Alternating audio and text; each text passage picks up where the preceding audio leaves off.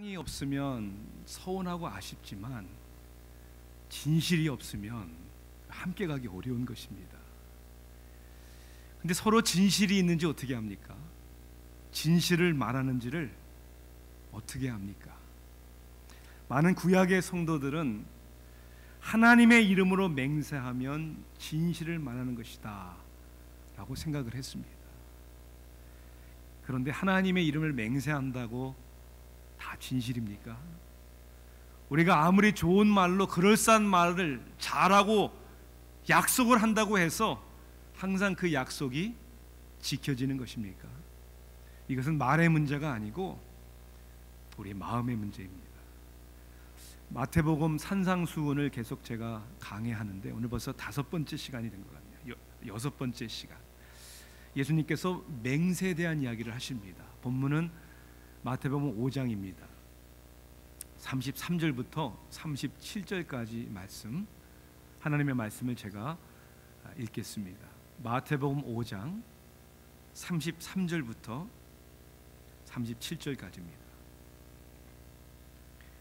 또 옛사람에게 말한 바 헛 맹세를 하지 말고 내 맹세한 것을 주께 지키라 하였다는 것을 너희가 들었으나 나는 너희에게 이르노니 도무지 맹세하지 말지니 하늘로도 하지 말라 이는 하나님의 보좌임이요 땅으로도 하지 말라 이는 하나님의 발등상임이요 예루살렘으로도 하지 말라 이는 큰 임금의 성임이요 내 머리로도 하지 말라 이는 내가 한 터럭도 쉬고 검게 할 수 없음이라.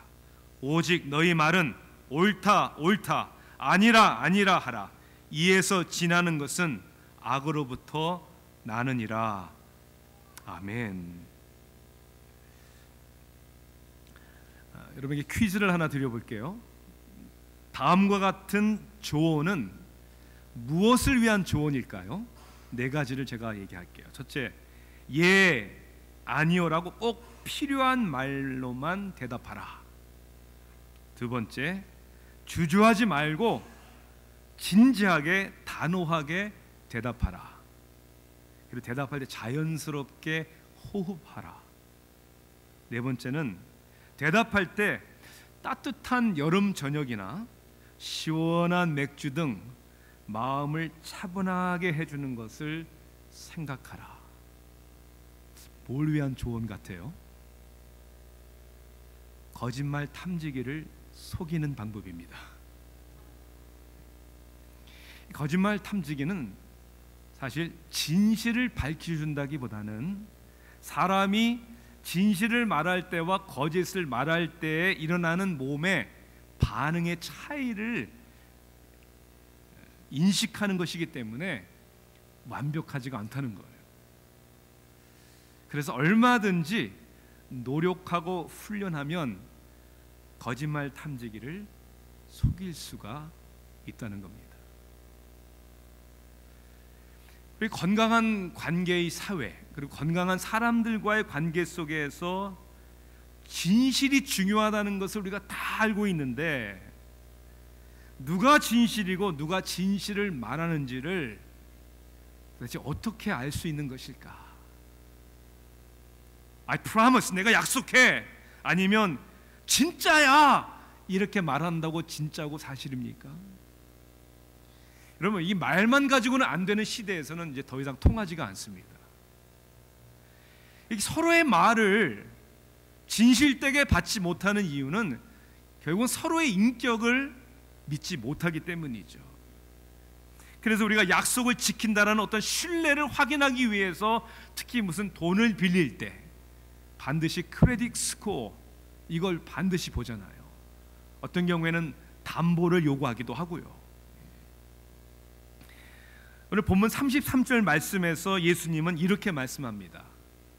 옛 사람에게 말한 바 헛 맹세를 하지 말고 내 맹세한 것을 주께 지키라 하였다는 것을 너희가 들었으니. 이 마태복음 5장에는 예수님께서 대조법 이렇게 너희들이 들었지만 나는 이렇게 말한다를 6번 나온다고 말씀드렸어요. 지난번에 첫 3번째 대조를 말씀 나눴고 오늘 4번째 예수님이 대조를 합니다. 그러니까 예전에 하나님을 경외하는 사람들, 하나님이 믿는 사람들이 하나님이 무서우니까, 심판이 두려우니까 사람들에게 있어서 약속을 지킬 것이다, 저 사람 진실한 사람이야 라는 것을 확인하는 방법 중에 하나가 뭐였냐면, 하나님의 이름으로, 주의 이름으로 내가 맹세해, 그러면 이거 진짜지, 그렇게 생각을 했다는 거예요. 그런데 예수님은 오늘 뭐라고 얘기하죠? 아예 맹세하지 말아라 그래요. 아예 맹세하지 말라. 아니, 왜 맹세하지 말라고 합니까? 여기는 우리가 두 가지의 어떠한 성경적인 근거로 이러한 질문을 해봐야 합니다. 첫째는, 아니 분명히 하나님도 스스로 맹세하셨고, 구약 성경을 보면 우리에게 하나님의 이름으로 맹세하라는 구절이 나옵니까 안 나옵니까? 나와요. 신명기 10장 20절에 보니까 이렇게 되어 있어요. 하나님 여호와를 경외하여 그를 섬기며 그에게 의지하고 그의 이름으로 맹세하라. 아니, 맹세하라고 분명히 구약 성경에 나와 있는데 맹세하지 말래요.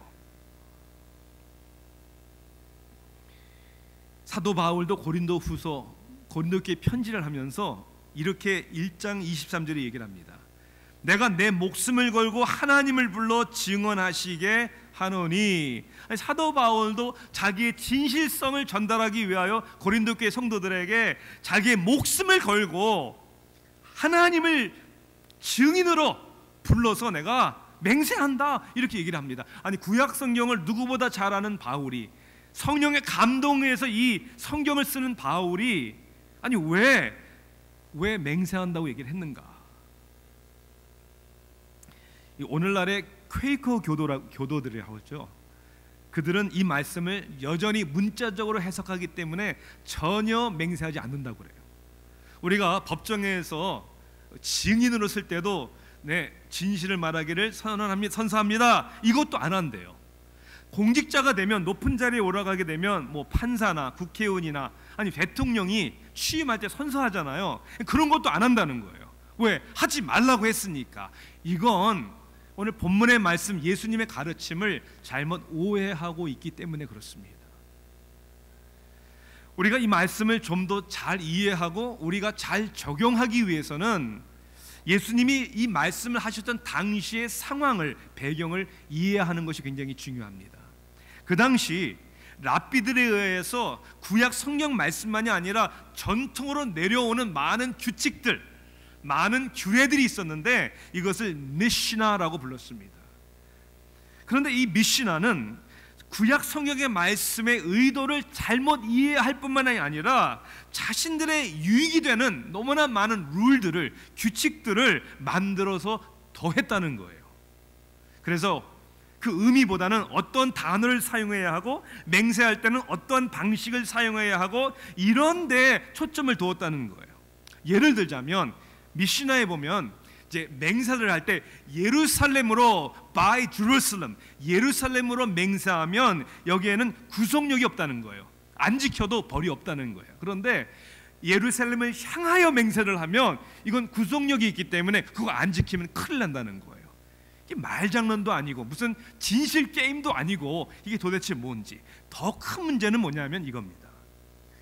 하나님의 이름을 망령되게 하지 말라라는 말씀의 의미를, 그것을 이해하고 적용을 잘못했다는 거예요.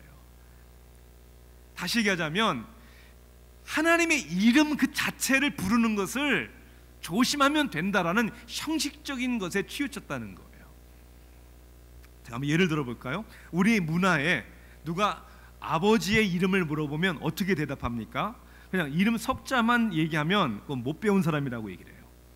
저희 아버님의 조남을 물어보시면 제가 이렇게 대답해야죠. 네, 심자, 제자, 선자 되십니다. 이렇게 얘기해야 되는 거예요. 네, 그렇게 해야 되는 거죠. 맞죠? 네. 그거는 부모에 대한 공경심이에요. 부모의 이름을 함부로 부르지 않는 우리 좋은 문화라는 말입니다. 자, 그런데 이름을 그렇게 공경스럽게 이야기하는 것보다 더 중요한 게 뭡니까? 아버지의 얼굴을 먹칠하면 안 됩니다. 네.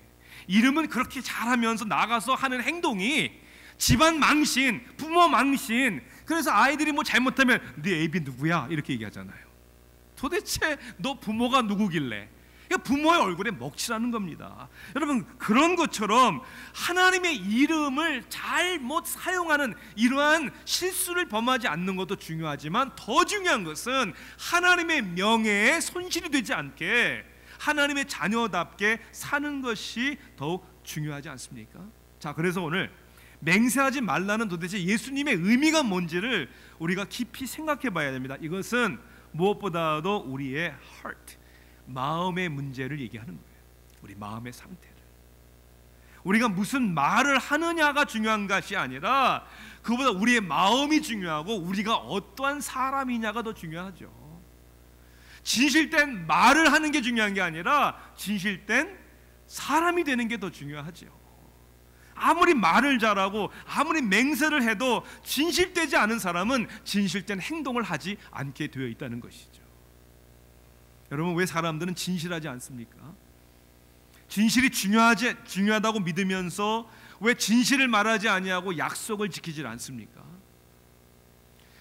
물론 가장 우리가 얘기할 수 있는 핑계거리는 I forgot, 잊어버렸기 때문에 약속을 하고 잊어버리는 거예요. 그럴 수 있잖아요. 또 약속을 했는데 말을 했는데 연약해서 지키지 못할 때도 있어요. 분명히 할 줄 알았는데 할 수 있었는데 뭐가 갑자기 일어났어요. 아니, 약속 시간에 늦었어요. 진짜 갈 수 있었는데 기차가 30분이나 막고 있네요. 그래서 못 지켰어요. 어떤 일이 일어날지를 몰랐기 때문에. 이러한 우리가 잊어버렸기 때문에 어떤 상황이 벌어져서 약속을 지키지 못하는 것은 우리가 다 이해할 수 있고 공감할 수 있죠. 왜? 우린 다 공범들이니까. 다 그런 약속 안 지켰잖아요. 이러한 연약함 때문에 문제가 아니라 우리 마음이 완악해서 약속을 안 지키고 완악해서 진실을 말하지 않는 것, 이게 문제죠. 예를 들자면 가벼운 얘기지만 부모들이 아이들에게 너희들 거짓말하면 안 돼, 너희들 진실해야 돼 라고 요구하면서 아이들하고 한 약속을 어기는 것,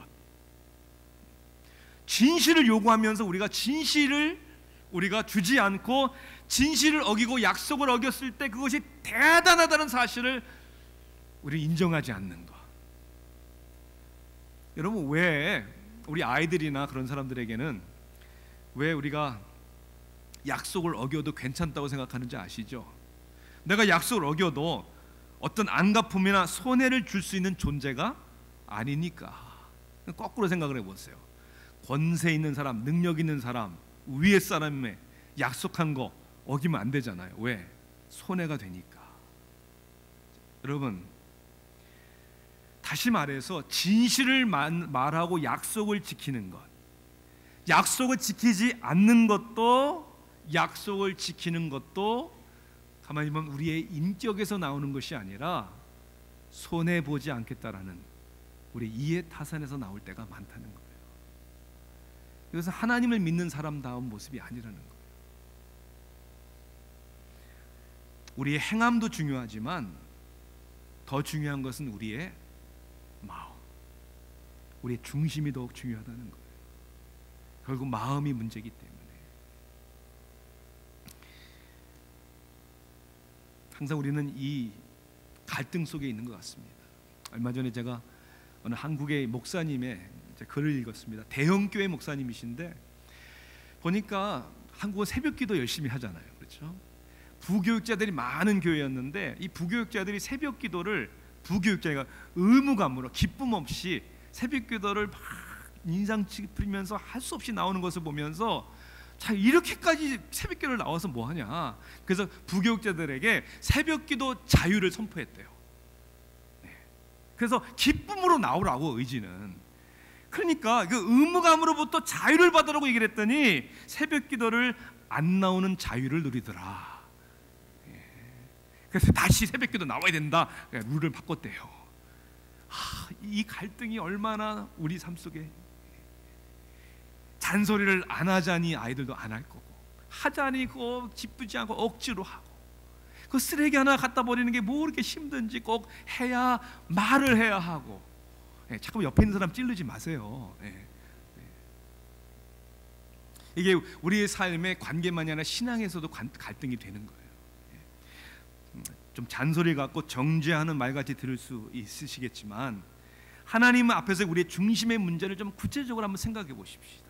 그죠?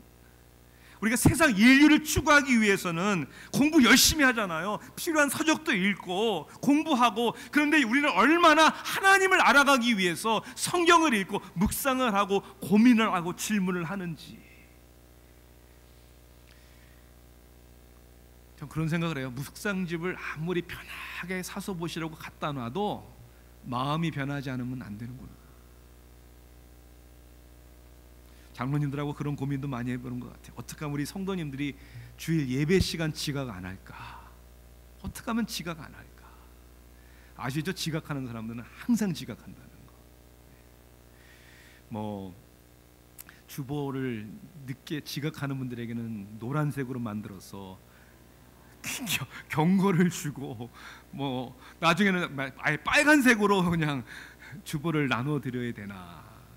한국의 어느 교회는 아예 예배 정시 딱 되면 문을 잠가 버린대요. 그래서 어디 저기 친교실이나 이런 데서 예배 드리라고. 그래서 문 안 잠기려면 다음에 일찍 와야 되는 거죠. 저는 그렇게 생각을 해봅니다. 그렇게 하면 요즘에는 지각을 하는 게 아니라 아예 교회 안 나옵니다. 뭐 여기만 교회야. 그렇지 않아도 안 나가고 싶었는데. 여러분, 이 룰은 사람을 변화시키지 않습니다. 어느 정도 변화가 돼도 그것은 마음의 사랑의 동기가 아닙니다. 누가 여러분들이 억지로 하는 거 좋아하십니까? 마음의 기쁨으로 하는 것을 좋아하시죠. 우리의 마음이 어디 있는지를 생각해 봐야 되는 거예요. 우리 집 페이먼트는 빠짐없이 시간 꼬박꼬박 하잖아요. 왜? 크레딧 나빠질까 봐, 잘못하면 집 뺏길까 봐, 렌트 잘 내시잖아요. 손해 안 보려고. 우리는 하나님 앞에 하나님을 위해, 하나님의 나라를 위해 시간적, 물질적으로 우리는 마음에 우러나서 정말 기쁨으로 헌신하고 섬깁니까? 하나님은 오늘 우리의 마음에 동기를 보기를 원하시는 거죠. 좀 더 우리가 구체적으로 적응해 보십시다. 결국 맹세하지 말아라 라는 이유는 어떤 형식을 주님이 얘기하는 것이 아니라 오늘 하나님을 믿는 성도들이라면, 그리고 하나님의 말씀을 가르치는 목사라면, 그리고 하나님을 믿는 믿음의 사람들의 공동체라면 이 세상에서 믿을 만한 사람들이 되라. 이것이 말씀의 핵심입니다. 예, 아니요, 아니오면 더 이상 끝이, 더 이상 거기에 붙여서 설명할 필요 없는, 저 사람이 예라고 하면 예야, 아니라고 하면 아니야. 그 이상은 오늘 뭐라고 합니까? 악으로부터 나오는 거예요. 그냥 계속 설득해야 되니까, 믿지 못하니까 계속 말만 늘어나는 것이죠. 지금 우리 앞에 체육관이 있는 건물, 우리가 몇 년 전에 구입할 때 상황을 아시는 분들은 아시잖아요. 앞 건물 주인이 페이먼트를 못 내서, 그죠? 포클로즈가 됐어요. 은행에 넘어간 거죠. 은행에서는 골치 아픈 건물이니까 빨리 팔아치우려고 아주 싼 값에 내놓았습니다. 그 당시 저희 교회가 뭐 재정적으로 준비하고 있었던 상황은 아니었었어요. 그러나 우리가 이사를 우리는 안 가기로 그렇게 작정을 했기 때문에 우리 교회로서는 이거 빨리 사는 것이 맞다라는 그런 판단을 한 거죠. 자, 참고로 이거는 교회 건물만이 아니라, 참고로 건물을 사고 안 사느냐라는 것은 절대로 하나님의 뜻이냐 아니냐라는 표현을 사용하면 안 됩니다. 건물 사는 게 무슨 하나님의 뜻이냐 아니냐, 그러면 찬성하는 사람은 하나님의 뜻에 합당한 거고 반대하는 사람은 하나님의 뜻에 반대하는 겁니까? 그런 데 쓰는 게 아니에요. 왜냐하면 생각이 다 다를 수 있지 않습니까? 보는 관점이 다를 수도 있고. 그래서 기도하면서 지혜롭게, 그리고 합리적으로 대화하고, 그리고 교회의 합법적인 방법으로 결정했을 때 그 결정한 사실에 대하여 한 마음을 갖는 것이 하나님의 뜻입니다. 여러분 믿으십니까? 그게 하나님의 뜻이죠. 저는 정말 그런 의미에서 감사한 것은, 우리 교회가 많은 대화를 했고 많은 의견들이 있었지만 결정한 후에 정말 하나가 되었어. 좀 부담스러운 일이라고 생각을 했지만 그렇게 한 마음을 가질 때 이제까지 참 부족함이 없이 채워주게 하시는 은혜를 체험한 것이죠. 저는 그래서 아틀란타 세교회 우리 성도님들이 참 훌륭하시다, 대단하시다, 저는 그렇게 믿습니다. 제가 그날 여기서 얘기하는 포인트는 그 건물을 사기 위해서 융자를 해야 되는데 우리가 돈이 많이 준비가 안 됐잖아요. 근데 이 건물 우리가 보니까 에quity 그래도 많이 있었어요, 사실은. 그런데 은행에서 융자를 해주려면 교회라서 믿을 수가 없으니까 5명의 보증인, 개런터를 정해서 사인을 해야 된다. 그 보증인도 아무 보증인이 안 되고 교회 헌금을, 재정부에서 볼 때 헌금을 많이 내는 사람들 가운데 보증인 5명. 그때 제가요 개인적으로 그런 현실이 굉장히 슬펐어요. 그리고 마음에 부담이 됐어요. 어떤 면에서 부담이 됐냐면 저는 은행 측에 이렇게 이야기하고 싶었어요. 꼭 이렇게 해야 합니까? 우리 교회예요, 교회. 우리 하나님 믿는 사람들이에요. 믿지 못해요? 꼭 보증인을 꼭 우리가 세워야 돼요? 이 이야기를 하고 싶었어요. 근데 하면 창피당할까 봐 못했어요. 앞에서는 얘기 안 하고 뒤에서는 아이고 웃기네 이럴 거예요. 여러분, 제가 슬픈 현실을 하나 얘기할게요. 우리 기독교의 역사 가운데 그리스도인들 하면, 예수님을 따르는 사람들 하면 그 자체 하나로 인정받고 그리고 칭찬을 받았던 때가 있었습니다. 초대교회가 그랬잖아요. 칭송받고 그 날마다 믿는 자의 수가 더해졌다. 그런데 지금은요, 칭찬받는 것, 인정받는 게 아니라 무시당하고 더 믿지 못하는 시대가 됐다는 것이 너무나 가슴 아픈 거예요. 가슴 아프고 우리가 회개해야 하는 것이죠.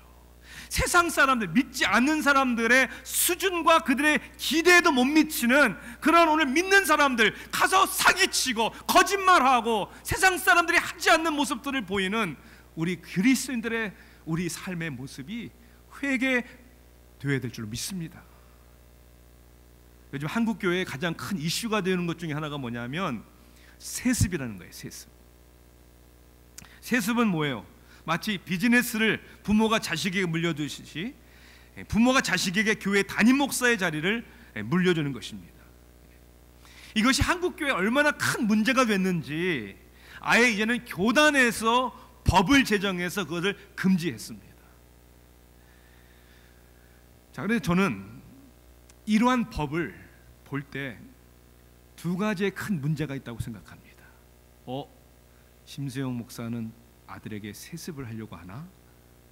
아이고, 세습 받겠다는 믿음만 있어도 좀 좋겠어요. 네.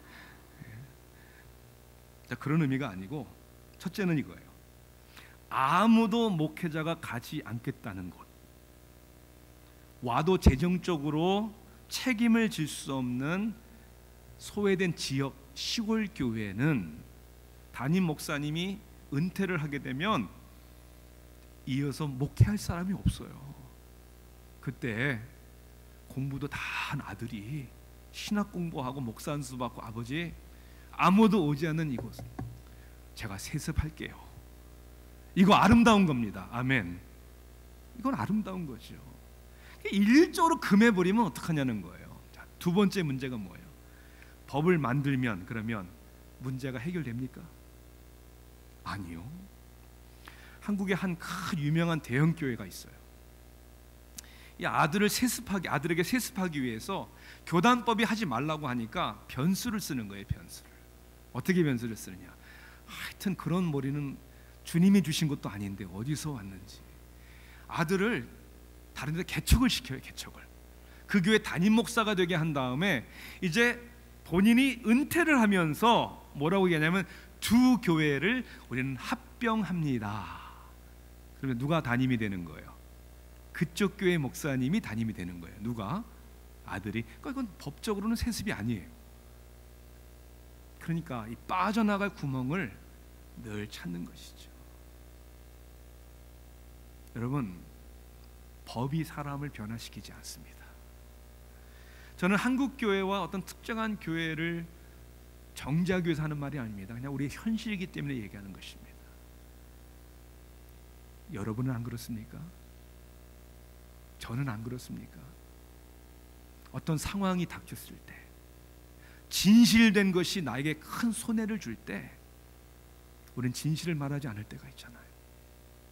약속을 하나님 앞에 서로에게 해놓고도 내 상황이 바뀌면 헌신작전을 갖다 버리는, 그것이 우리들의 모습 아닙니까? 누구를 정죄하고 누구를 판단합니까? 오늘 내 모습이 그런데 그저 기회만 있으면 타협하고 빠져나갈 구멍을 찾고 들키지만 않으면 된다는 이런 안일한 생각이 오늘 세상에 칭송받는 성도와 목사와 교회가 아닌 손가락질 받는 빛과 소금의 사명을 감당하지 못하는 우리의 모습이 아닌가. 오늘 마태복음 5장의 마지막 절을 보면요, 48절입니다. 어떻게 보면 부담스러울 정도가 아니라 우리에게 쇼킹한 말씀을 하나님이 예수님을 통해 주십니다. 48절 한번 같이 읽어볼까요? 뭐라고 돼 있죠? 시작. 그러므로 하늘에 계신 너희 아버지와 온전하심과 같이 너희도 온전하라. 이 온전하는 뜻은 퍼펙트죠. 완전하라. 네, 그 방향으로 우리가 목적을 향해 가는 것은 맞습니다. 그러나 저와 여러분이 온전합니까? 온전할 수 있습니까? 아니요. 우리는 온전하지도 않고 절대로 온전할 수도 없습니다. 그럼 복음이 뭡니까? 도대체 뭐가 우리에게, 온전할 수 없는 우리에게 기쁜 소식이 되는 것입니까? 첫째는 이겁니다. 온전할 수 없는 나의 자신, 죄악을 인정하고 하나님의 용서하심을 받는 것입니다. 그게 우선이죠. 하나님, 내가 이런 정직하지 않은 모습이 있습니다. 하나님, 내가 약속을 지키지 않은 이런 모습들이 있습니다. 하나님, 용서해 주세요. 또한 예수 그리스도의 의의 능력을 의지하는 것이죠. 우리는 온전하지 않지만 예수님은 온전하시죠. 우리는 약속을 지키지 않지만 예수님은 약속을 지켜서 이 땅에 오셔서 우리를 위하여 죽으셨죠. 그분이 내 안에 주인이 될 때 그리스도의 의가 나를 강권하시고 나로 하여금 능력 있는 삶을 살게 하신다는 것이죠. 세 번째는 하나님 안에 소망이 있다는 거예요. 오늘 아버지의 온전하신 같이 너희도 온전하라라는 말이 원래 원어에 보면 명령의 의미보다는 You shall be, 너희가 그렇게 온전하게 되리라 라는 약속입니다. 이 놀라운 약속이 오늘 저와 여러분의 현실이에요. 우리를 지금도 변화시키시는, 성화시켜 주시는 하나님, 그리고 언젠가 오늘 저와 여러분에게 있는 체면, 거칠에, 거짓, 가면 다 벗어제끼는 그 영원한 안식에 들어가는 날이 오기 때문에 그날을 바라보면서 그때까지 주님의 은혜와 능력으로 최선을 다해서 우리의 삶을 살아가는, 이것이 우리의 복음이에요. 온전하지 못함에 용서함을 받고 그리스도의 의를 의지하고 우리를 성화시키시고 결국 우리를 영화시키는 변화를 주실 것이라는 하나님의 약속을 의지하는 것이죠. 그래서 오늘 저와 여러분이 해야 할 일은 절대로 진실 게임이 아니에요. 내가 진실해야지, 내가 약속을 지켜야지. 아니요, 그래서 안 돼요. 우리를 진실하게 하시는 주님과 접해야 되는 거예요. 그분 안에서 살아야 되는 거예요. 그분의 은혜를 받아야 되는 거예요. 작년 가을 제 생일에 우리 아이들이 저에게 선물을 했는데 애플워치를 선물을 했어요. 이게 참 좋더라고요. 뭐 전자시계지만 그 이상이에요. GPS도 다 있고요. 그리고 제 맥박, 제 상태를 다 읽고요. 제가 수영하는 거, 운동 좋아하잖아요. 물에 들어가도 물이 안 들어가요. 옛날에는 수영하면 내가 지금 몇 바퀴 돌았지? 이거를 제가 세질 못해가지고 동전을 놓고 한 번씩 갈 때마다 동전을 옮겨가지고 셌는데 요 놈은 얼마나 똑똑한지 지가 알아서 다 계산을 해줘요. 진짜 좋아요. 근데 이 진짜 좋은 것도 거의 매일 이거 풀어가지고 충전하는 데다가 딱 올려놔야 돼요. 충전 받아야 돼요. 안 그러면 이거 아무리 좋아도 고물이에요. 쓸데가 없어요. 하나님이 여러분을 얼마나 멋있고 아름답게 만드는지 아세요? 이거보다 비교할 수 없는 위대한 존재로 여러분을 만드셨어요. 아멘. 정말 존귀한 존재로 만드셨는데 여러분도 아무 쓸모 없어요. 어떻게 안 하시면, 주님과 함께 하지 않으면, 다시 인생에 지치다가도 실수하고 넘어졌다가도 다시 주님께 다가서 주님과 커넥트 해야죠. 주님의 은혜 받아야죠. 말씀 받아야죠. 주님이 나를 받아주시고 용서하시고 나에게 위로하심을 받아야죠. 충전 받아야죠. 다시 일어나서 이 험악한 세상을 살아가야죠. 헤쳐가야죠. 빛을 발하야죠. 진실을 우리는 말해야죠. 진리로 빛을 발하야죠. 진실된 사람이 아니라 진실 대신 주님을 중심으로 믿고 따라가는 저와 여러분, 그 삶에 아름다운 능력과 열매가 맺어지기를 주님의 이름으로 축원합니다. 기도하시겠습니다. 사랑의 하나님, 아무리 봐도 제 안에는 거짓이 많습니다. 체면을 중요시 여기고, 누가 섭섭한 말만 해도 마음에 상처가 되고, 비교의식 가운데 늘 불안해요. 뭔가가 마치 모자라는 것 같아서 열심히 공부하는 이유도 누가 인정해주면 좋을 것 같아서, 누구보다 더 좋은 것을 더 많이 소유하면 내가 잘난 사람이 되는 것 같았어. 하나님, 그런데 우리는 진실되지도 않고 우리 스스로 존귀하지도 않습니다. 그런데 하나님이 우리를 사랑하시고 우리를 만들어 주셨습니다. 그리스도 안에 오늘도 거하게 하소서. 진리가 되시고 진실 되신 예수님이 우리 안에 주인이 되실 때 우리도 능히 그리스도의 향기를 나타내는 삶을 살게 되는 줄 믿습니다. 예수님의 이름으로 기도합니다.